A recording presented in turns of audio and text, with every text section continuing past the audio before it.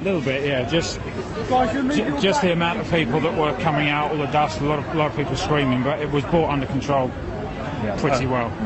Okay, Steve and Hannah, I hope you have a much better night from now onwards. Thanks very much indeed for joining us. Well, Martin, they are trying to tempt us to move us backwards now. They're trying to get emergency services, and there are, as you can see from Martin's pictures, that there are a lot of ambulances, there are fire crews, a lot of buses there parked up as well.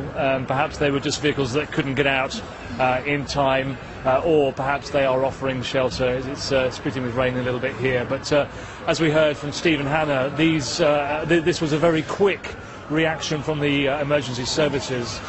Just to our right, you can see that they are bringing in stretchers.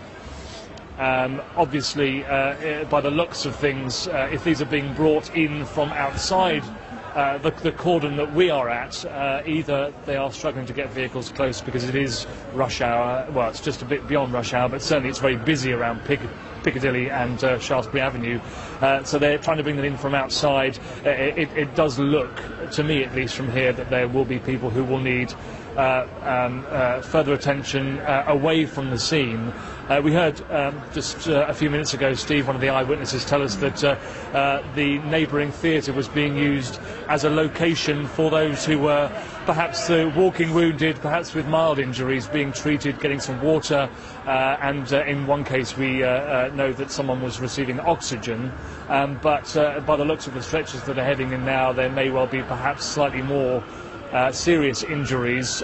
One thing that Steve, we spoke to a minute ago, didn't mention in that live, he did tell me prior that he believed he heard someone say that someone had broken a leg.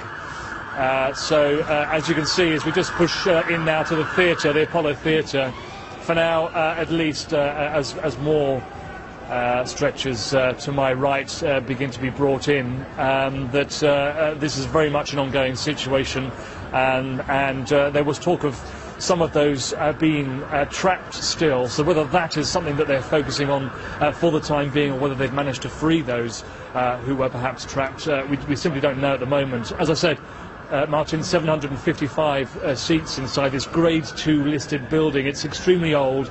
It was established in 1901, and so you can imagine that obviously it is an old building. As to the reason why, of course, that will emerge in due course.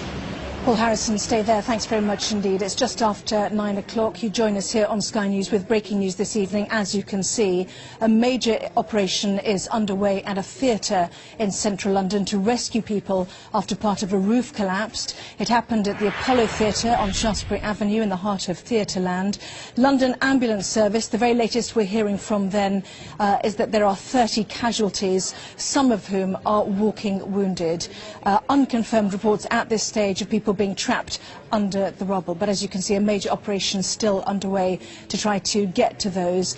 With reports, as we heard from Paul Harrison, speaking to some of those who were inside the theatre, of clouds of dust, people leaving coughing, crying, screaming. But let's go back to Paul Harrison, actually, because, Paul, what happened is quite interesting, isn't it? They heard creaking in the ceiling, the front row started to move back, then the second and third rows. An organised exit in some respect. What we don't know is what happened afterwards. Tell us what you've heard.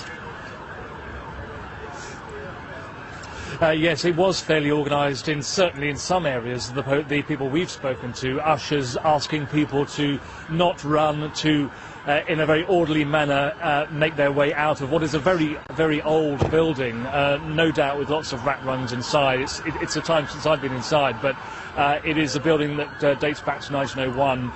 Yes, you're absolutely right. The people that we were speaking to who were helped by officers away from the scene and under the cordon where we are, and the police officer wished them a better evening, and we managed to catch a few words with them. Yes, they said that they heard a noise up in the ceiling.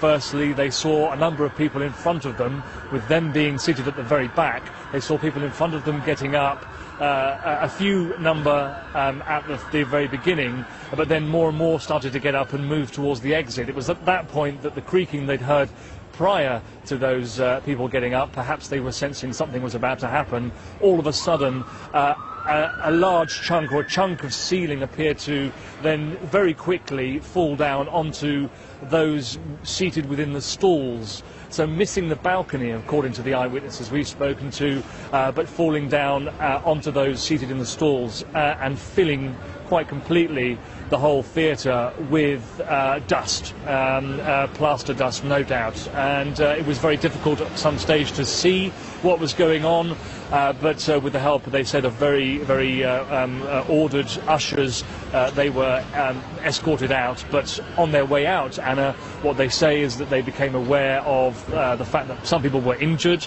They talked of some people taking on oxygen, being given oxygen at the scene, of those who were injured being taken into the next door theatre, which we think is the Gielgud Theatre, that is being used as a sort of a makeshift triage area for those who can be looked at and can be helped on the scene. We really don't have any idea of the scale of the injuries or the numbers at this stage, but judging by the number of emergency vehicles ranging from a fire brigade command unit to the fire appliances themselves and ambulances, which continue to arrive, and just behind us another has arrived. It would seem that the injuries are plentiful.